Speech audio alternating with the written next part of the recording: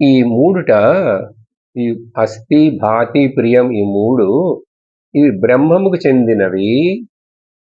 నామము రూపము ఈ రెండు జగత్తునకు చెందినవి. అలా విడదీశారు. సో మొదటి లైన్లో ఈ 5 ఏంటని చెప్పారు.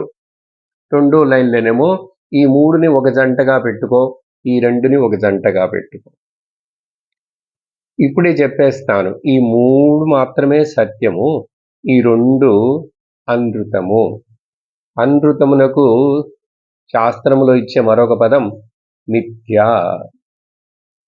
అర్థమైందా? సరే, ఇంకొక రకంగా ఏం చెప్పచ్చు, ఇది ఆత్మ, ఇది అనాత్మ, ఇది సత్యం, ఇది అనృతం. ఓకే, ఇది